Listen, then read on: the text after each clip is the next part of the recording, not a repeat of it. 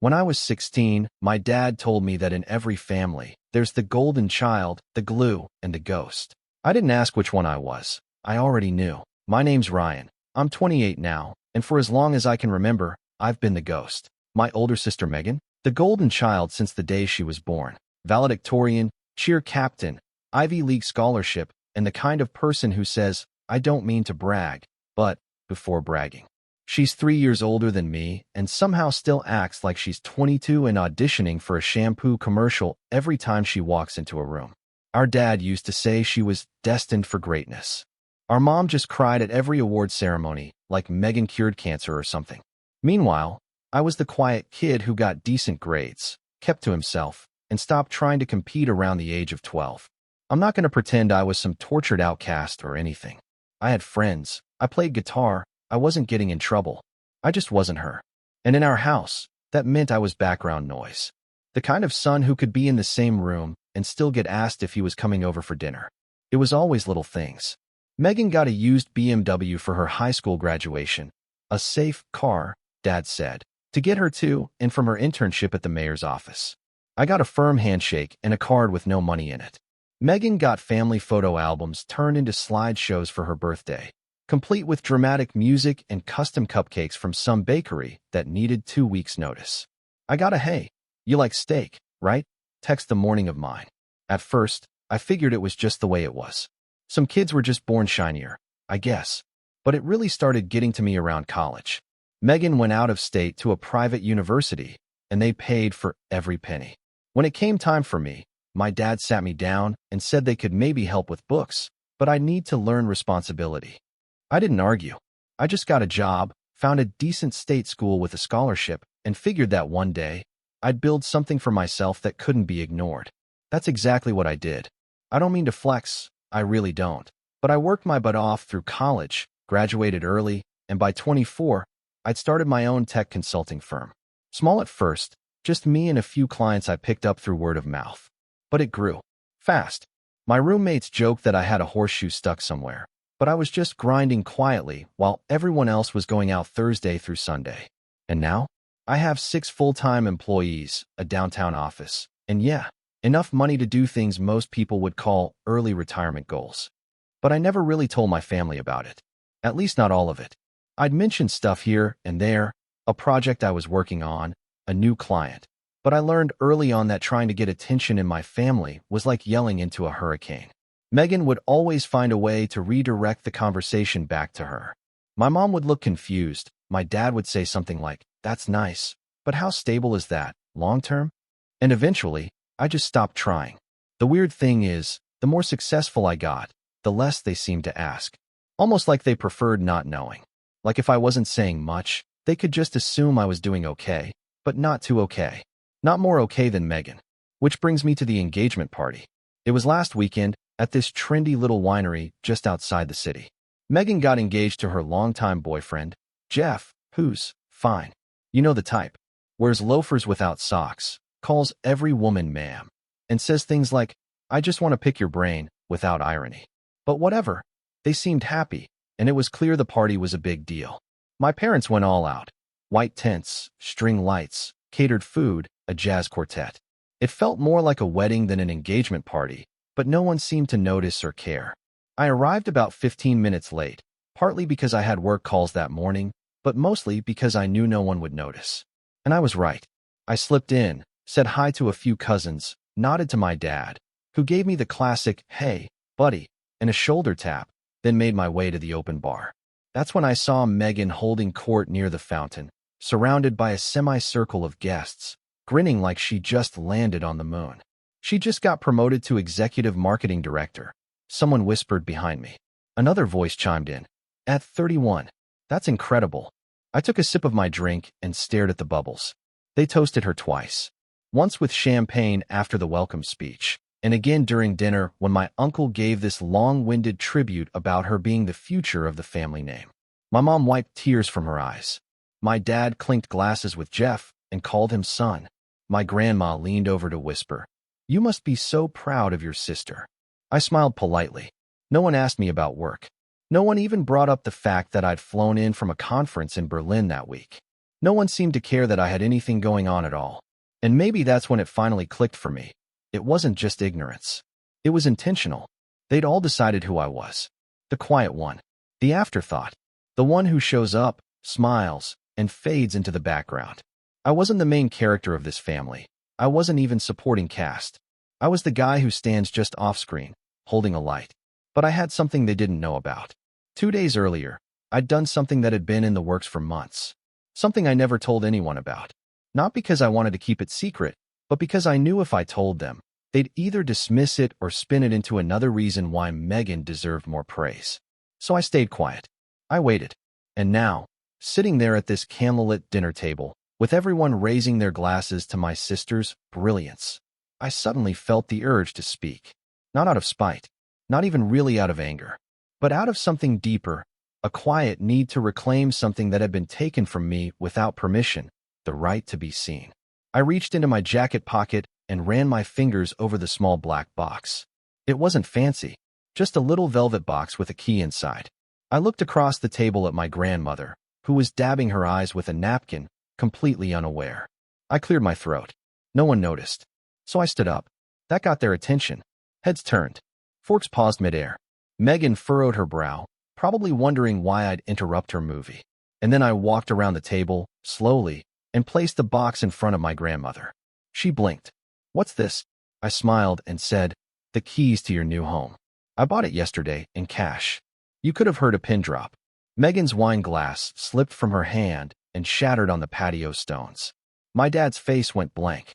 My uncle leaned in and whispered, You bought what?" I didn't answer. I just looked around the table, calm as ever, and finally said what I'd been waiting years to say. But that moment, that specific moment, that was just the beginning. Because what none of them knew, not my sister, not my parents, not even my grandmother, was that the house I bought came with a story. A story about money, loyalty, and everything this family had tried to hide under monogrammed napkins and forced smiles. And once I opened that box, there was no going back. My grandmother didn't say anything for a few seconds after I handed her the box. Her fingers trembled slightly as she opened it and looked inside. Everyone at the table leaned forward instinctively, like some invisible thread had been pulled through all of them. It was like time cracked. Megan's shattered wine glass still lay in pieces on the stone tiles, but nobody moved. My grandmother looked up at me, wide-eyed. "What is this?" she asked again, quieter this time, as if afraid she'd imagined it. "The deed is being finalized tomorrow," I said calmly. "But it's yours. Fully paid off. No mortgage. It's in the neighborhood you always loved, near the lake with the white fence and those rose bushes. Remember?" She blinked, then gasped. Now, you'd think the family would erupt with joy at that point, that they'd leap to their feet and say something like, "Wow, Ryan, that's incredible. You did this for Grandma." Or even, "How the heck did you pull this off?" But no, the silence that followed felt off, like a thin sheet of glass between me and everyone else at that table. My mom was the first to break it, forcing a chuckle that sounded too sharp. "Ryan, that's very generous, but you didn't have to do something so extravagant. We had plans to move Mom into that senior village next spring." I turned my head toward her. The one 40 minutes away with no yard and shared bathrooms. She didn't answer. Megan, still holding her napkin midair like a frozen emoji, finally broke out of her daze. "Wait. Hold on. You bought Grandma a house." I nodded. "Yeah. I've been looking for a few months. Found the perfect one. It just felt right." "But, with what money?" she asked, her voice clipped. She looked at me like I'd announced I'd bought a yacht with Monopoly cash. "You're still doing that freelance thing, right?" "It's not freelance. It's a firm. My firm." Jeff leaned forward now. "Wait, you run a firm? Like employees?" "6 full-time. A few contractors." My dad gave a slow blink, his fork resting against his plate. "Since when?" I shrugged. "A couple years now." The energy in the air shifted again, like someone had cracked the thermostat and the heat was starting to rise. It wasn't awe. It wasn't even confusion. It was something darker. Megan's expression had twisted just slightly. She wasn't confused anymore. She was annoyed. I saw the flicker behind her eyes, not shock that I'd done something generous, but resentment that I'd taken the spotlight. She crossed her arms. "So you're saying you just, what, casually bought a house? In cash?" I didn't flinch. "Yes. For Grandma. I looked at my grandmother, whose hand was still over her mouth. She's always wanted to live closer to the lake. And with everything she's done for us, I figured it was time someone did something for her. That's when my mom stood up. Not abruptly, but with a kind of silent authority, the way moms do when they're about to give a lecture. "Ryan," she said with a tight smile, "can I speak to you in private?" That was the first crack. The first sign this wasn't just about a house or a moment. This was going to become a problem. I followed her behind one of the white columns by the catering station. She didn't yell. My mom rarely yells. But her voice was sharp enough to slice paper. "I need you to tell me the truth," she said. "Did you really buy that house?" I nodded. "Yes, I did." She stared at me. "Why wouldn't you tell us you were doing well? Why keep that a secret?" "Because whenever I try to talk about my life, no one listens." "That's not true." I tilted my head. "What's my company called?" She opened her mouth, then closed it. "Exactly." I sighed. "It's not a secret. I just stopped volunteering information when it was clear nobody wanted it." She blinked rapidly and looked away, her arms folding tightly. "Well, you blindsided your sister. On her day." And there it was. I didn't say anything during the toasts. I didn't interrupt dinner. I just gave Grandma a gift. She narrowed her eyes. A gift that made everyone else look small. I bit the inside of my cheek.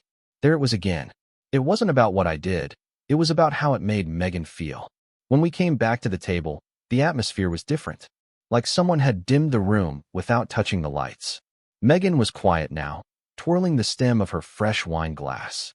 Jeff kept glancing between me and her, as if unsure whether he was supposed to step in. Dinner went on. People talked, but not to me. Conversations bloomed in little circles that excluded me entirely. When dessert came, someone passed over the lemon tart I love and gave me a slice of cheesecake instead. Small thing. But I noticed. That night, as I was getting ready to leave, Grandma pulled me aside. She had tears in her eyes. "I don't know what to say," she whispered. "You didn't have to." I wanted to. She held my hand. "You know, I always worried you were drifting away from the family, that you felt invisible." I smiled. "I did." "Well," she said, squeezing my fingers, "not anymore." I left that party feeling like I'd finally stepped out of someone else's shadow. But the fallout started immediately. The next day, I woke up to 2 missed calls from my dad and 1 long text from my mom. "Your gesture last night was sweet, but we need to talk. Megan is really upset. She feels like you tried to upstage her. We're not saying you did anything wrong, but in the future, please be more considerate of how your actions affect others. Family harmony is important." Family harmony. That phrase stuck with me. Over the next few days, it got worse. Megan posted a not-so-subtle Instagram story about people who show off instead of support. Jeff commented with a flexing emoji and a thumbs down. A few relatives who hadn't spoken to me in years suddenly started messaging, asking about my business success, but it felt performative. Probing. Then came the group chat. We have a family group chat. It's usually dead. But this time, my mom kicked off a message thread asking if people would be willing to contribute monthly toward Grandma's new home expenses, since she was moving to a nicer area now. Megan jumped in immediately with, "Ryan set the bar high. Let's all pitch in." It was like they'd twisted my gesture into an open tab.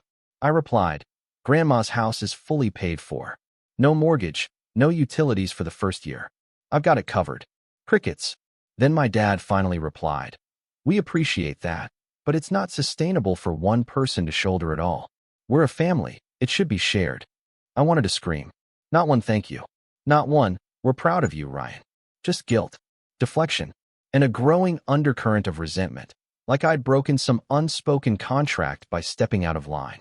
A week later, I got invited to dinner. Just me, Mom, Dad, Megan, and Jeff. Grandma wasn't included. I showed up out of curiosity. Big mistake. It started nice enough.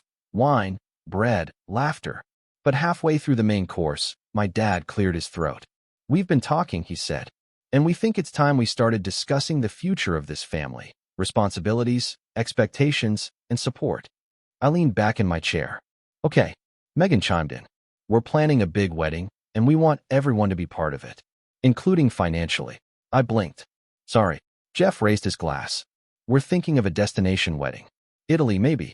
But we'd want help covering the villa rental. We already know you can afford it." I nearly choked. "You want me to help pay for your wedding?" Megan smiled tightly. It's about being part of the experience. You made a big gesture for Grandma, and that was beautiful. But this is for all of us. A shared celebration. I stared at my plate. My blood was pounding in my ears. Then my dad added, and down the line, we'll need to talk about inheritance arrangements. You've clearly done well, and that changes things. That was the moment something broke. Something deep. It wasn't just that they didn't appreciate what I did. It was that they saw me as a resource. A bank account. A counterbalance to Megan's spotlight. And they weren't proud of me.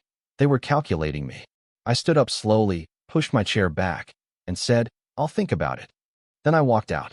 That night, I sat alone in my apartment and stared at my phone, rereading every message, every text, every reply. And I realized something. I hadn't just been the ghost. I'd been the safety net, the silent backup plan, the emotional understudy for a family that only turned its head when I lit the stage on fire. So I decided, if they wanted a performance, I'd give them one, but not the one they expected. And when I was done, they wouldn't just see me, they'd never forget me. For days after that dinner, I didn't return calls. Not because I was angry, I was past anger. I was just hollow, drained, like someone had unplugged a cord in my chest, and all the voltage that had fueled me through that dramatic high had finally run out. I wasn't surprised that no one followed up with a real apology. Megan texted me a few times, mostly passive-aggressive jabs about hoping I'm still coming to the cake tasting. And if you're done with your silent tantrum, let's talk budgets. My dad sent one text that said, we need to discuss your role in the family moving forward, like he was offering me a promotion at a job I didn't apply for. My mom called, left a vague voicemail about understanding both sides and how emotions were high. I didn't respond. Instead, I did something I hadn't done in years. I took a weekend off. A full, no laptop, no client calls, no glancing at Slack weekend. I drove out to the mountains with just a bag of clothes, a stack of books, and a cheap Airbnb with a fireplace and a tiny porch overlooking a forest that looked like it had secrets. The first night, I sat outside for hours, just listening to the silence. It was the kind of quiet that wraps around you. Not empty, full, alive. I stared up at the stars and thought about everything that had led to this moment. How many years I'd spent waiting for someone else to give me permission to feel proud. How many times I'd minimized my success so I wouldn't make Megan uncomfortable. How many times I'd swallowed disappointment like it was dinner. At some point, I stopped thinking and just let the stillness do its work. When I got back on Monday, I called Grandma. She picked up on the first ring. Oh, honey, I've been worried. I'm okay, I told her. Just needed to unplug for a bit. There was a pause. Then her voice softened. I'm proud of you, Ryan. And that simple sentence? It almost cracked me open. We talked for over an hour.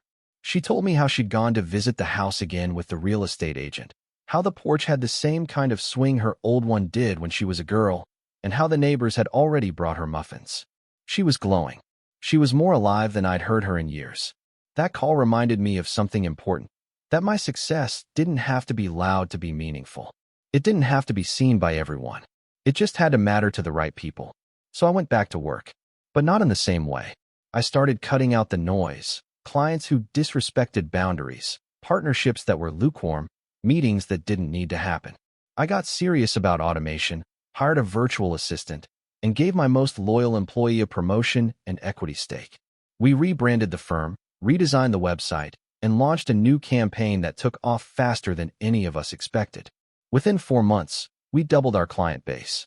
Within 6, we were on track to triple revenue. But more than that, I felt lighter, focused, like I was finally steering the ship instead of just keeping it from crashing. During that time, I barely spoke to my family. Not out of spite, just peace. They didn't ask about my life, and I didn't offer updates. Megan went full wedding brain and started blasting social media with Pinterest boards and dress fittings and counting down to forever captions. My parents gushed in the comments like she was royalty, and I watched from a distance, no longer feeling like I needed a seat at that table. But even at peace, the past has a way of knocking. One morning, about 9 months after the engagement party, I got a call from a number I didn't recognize. I let it go to voicemail. When I listened to it, I froze. It was Jeff. His voice was shaky. Hey man. Look, I know things have been weird, but I was wondering if we could meet for a coffee or something. I really need to talk. Part of me wanted to delete the message right then and there. But another part, the one that had spent years reading people like spreadsheets, heard something in his voice. Desperation. So I agreed. We met at a cafe near my office. He was already seated when I arrived, hunched over like a man twice his age. He looked rough, unshaven, eyes sunken. I didn't sit down right away. You good? He looked up and gave a sheepish nod. Thanks for coming. I wasn't sure you would. I pulled out the chair. Make it worth my time. He exhaled. Okay, I'll just say it. Megan and I were in trouble. I raised an eyebrow. Define trouble. He leaned in. Financial. Wedding costs exploded. Deposits are non-refundable. We thought we had more in savings. Turns out Megan's credit cards are maxed, and... Wait, I interrupted. You didn't know? He hesitated. I thought she was managing it. She said she had a plan, but the planner just dropped us. Vinny wants full payment early. And your parents, they offered to help, but it's nowhere near enough. I sipped my coffee. So you came to me? He nodded. No. He blinked. Just like that. I smiled politely. I don't owe you a bailout. It's not like that. We're family, man. Family didn't seem to matter when you tried to drag me into a budget meeting like I was your investor. He opened his mouth, then closed it. Look, I said, I'm not mad. I'm just done. He sat back, defeated. She's going to flip. I stood up. Then maybe it's time she learned how to land. I left the cafe feeling something I hadn't in a long time. Clarity. But that wasn't the end. Because a week later, the real fallout hit. I got a call from Grandma. She sounded shaken. They want to move me out of the house. My grip tightened on the phone. What? Your mother came by this morning with some papers. Said it was a temporary reassignment, that you'd agreed to it. That there was some tax complication with the deed. My blood ran cold. I didn't agree to anything, I said flatly. Don't sign anything. I'll be there in an hour. When I got to the house, she handed me the documents. It was a legal transfer form, quietly worded, full of jargon. If signed, it would move ownership to a family trust managed by, you guessed it, my dad. There was even a typed cover letter. To ensure sustainable long-term care for mother in alignment with family goals. I was shaking. This wasn't just greed. This was theft dressed up in concern. I called a lawyer that night. Then I dug deeper. I pulled transaction histories, emails, messages. I had copies of every wire, every deed record, every signature. I built a folder, a case file, of everything they'd tried to twist behind my back. And in the process, I found something else. Something I hadn't expected. Buried in a shared financial spreadsheet my mom had accidentally left accessible from a link she'd once emailed me was a tab labeled contingency. In it were names. My name, with estimated contribution percentages. Megan's wedding. Grandma's housing. Retirement home funds. Vacation slush fund. Like I was an ATM with arms. And under Q4 plan, next to my name, was a note. Reframe support as shared legacy contribution. Appeal to guilt if resistance. I stared at that line for what felt like an hour. They hadn't just taken me for granted.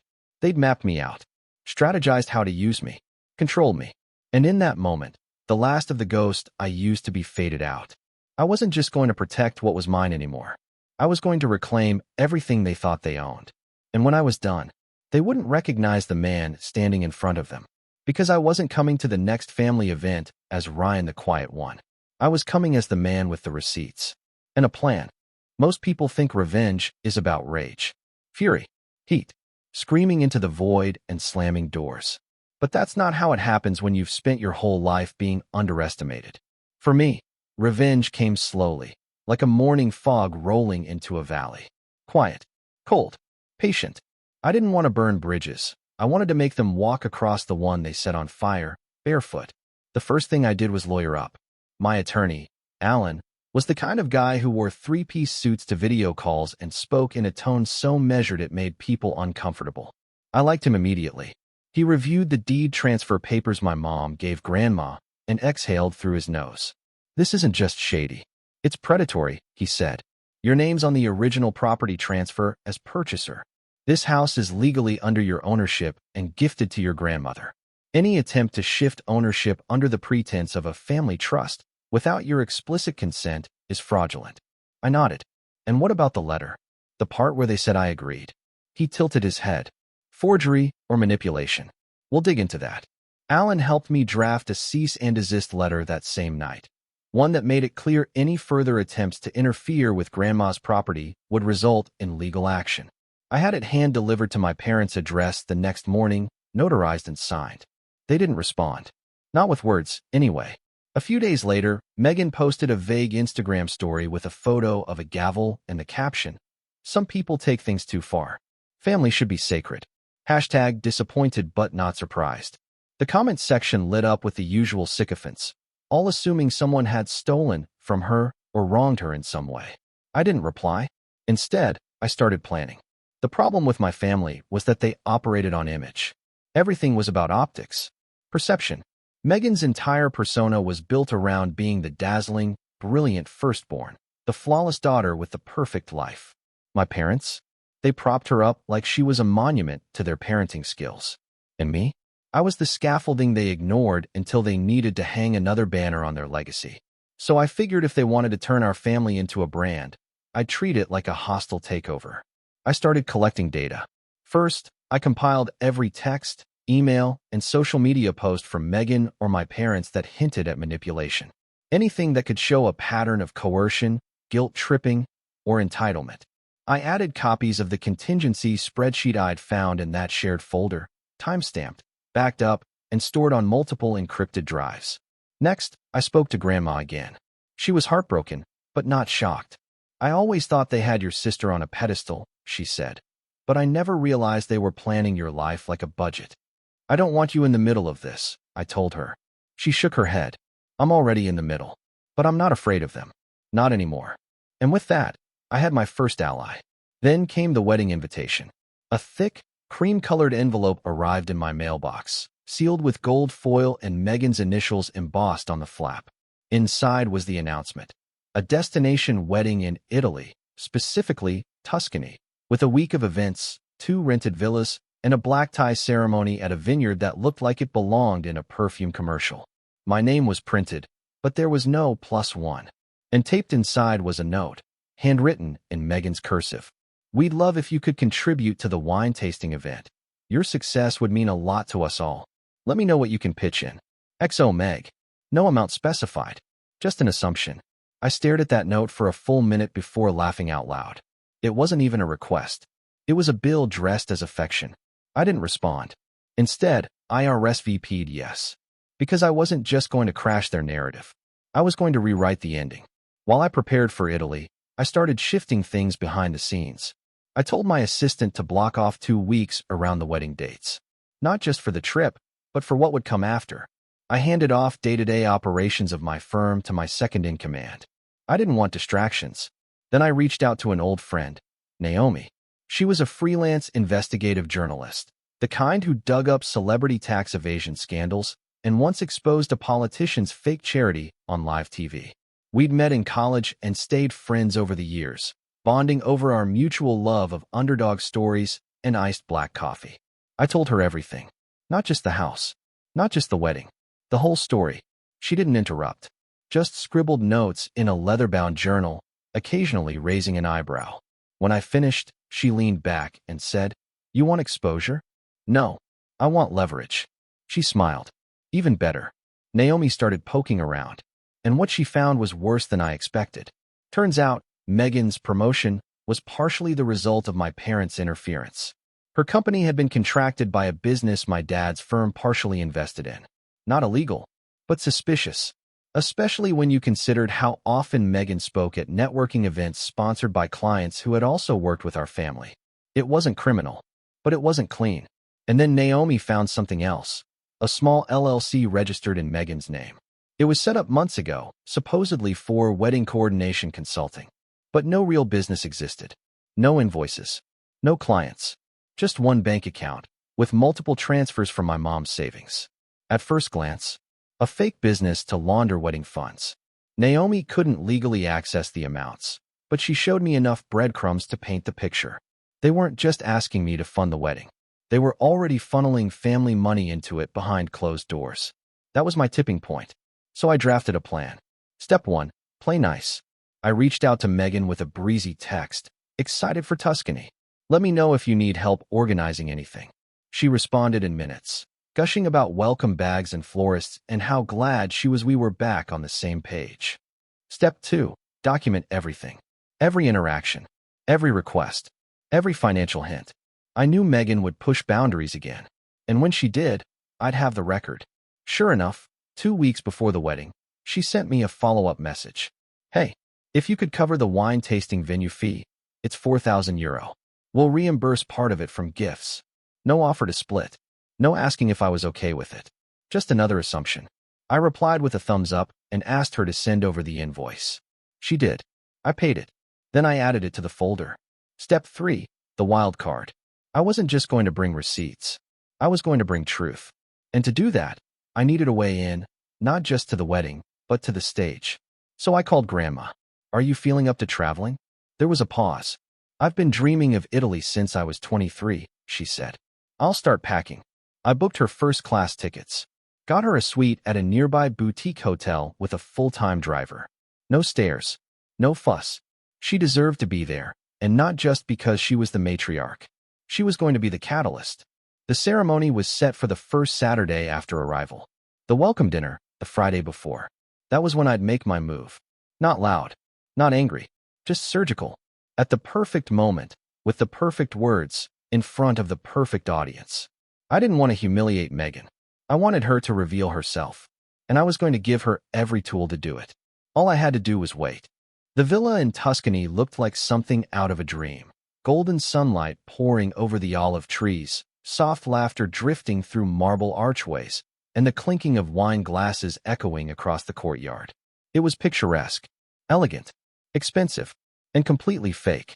Every detail, from the imported orchids to the monogrammed place settings, screamed curated perfection. Megan's masterpiece.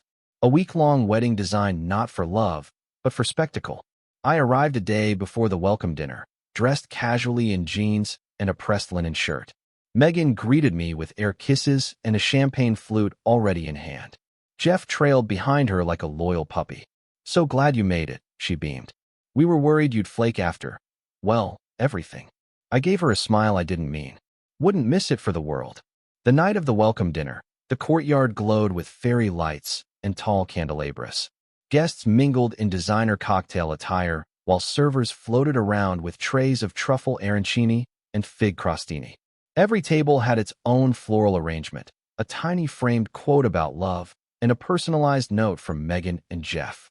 I was seated at table 4. So was Grandma. And so was the wedding planner. The real one, not the consulting firm Megan had created as a shell account. Naomi, dressed in a flowy cream dress and vintage pearl earrings, fit in perfectly. Nobody recognized her. Nobody suspected a thing. Megan started her toast just before dessert. Thank you all so much for coming, she said, glass raised. This week is about celebration, love, and family. The people who've supported Jeff and me every step of the way.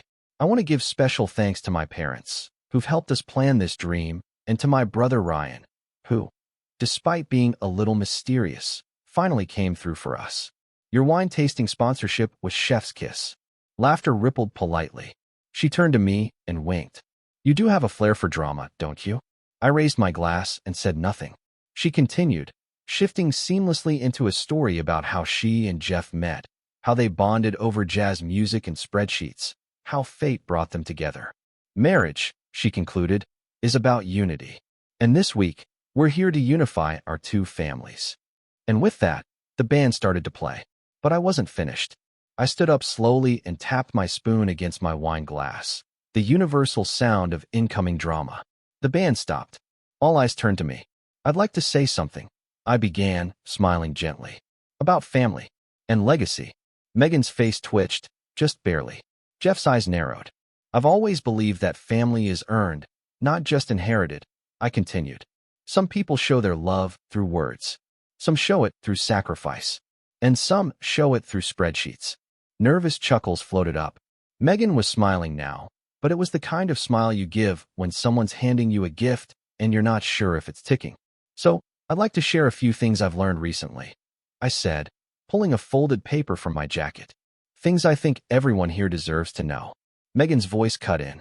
Ryan, maybe we save speeches for tomorrow? I ignored her. The villa we're all staying in. Beautiful, isn't it? Paid for through a business account that doesn't technically exist. Registered under a company with no clients, no invoices, and a fake address. Gasps rippled. Heads turned. That's right, I said. Megan's wedding planning firm is just a funnel. One that's been used to quietly launder family money, including funds siphoned from my mother's account under the guise of shared expenses. My mom, seated at table 2, went ghost white. Jeff stood up. What are you doing? I'm finishing my toast, I said calmly, because I think the truth deserves a seat at this table. I turned to Naomi, who stood and walked up beside me, handing me a small folder. Inside this envelope, I continued, are bank records, email threads, and document copies. All legally obtained. All time-stamped. All backed up. I handed it to Megan. She didn't take it, so I dropped it onto her plate. I turned to the crowd. If anyone's curious, you can find more details in a story that will be published next week, outlining how fake firms and insider connections helped secure promotions, inflate reputations, and build a narrative that had very little to do with merit. Naomi nodded silently. A few guests recognized her now. Murmurs swelled like a storm cloud. Megan was frozen, lips parted but no sound coming out. I wasn't done. One more thing, I said. Grandma. She looked up, calm but alert. You were almost evicted. By your own daughter and son-in-law, under the lie that I'd approved it.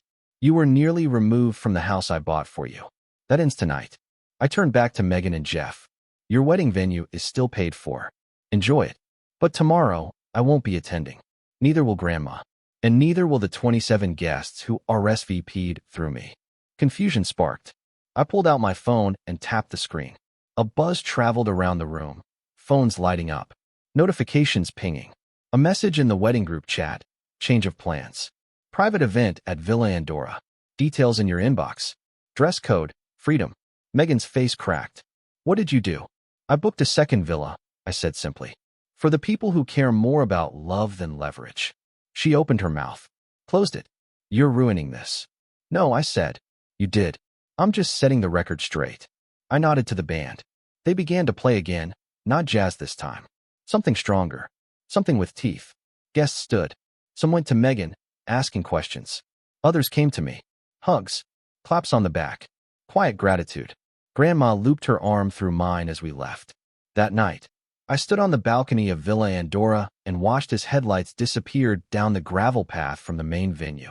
Guests choosing sides. Truth traveling faster than guilt. The article went live the next morning, titled, White Dresses and Red Flags. Inside the Wedding Built on Lies.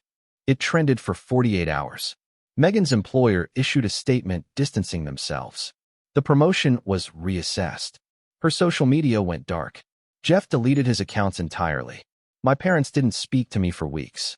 But then again, they hadn't really spoken to me for years.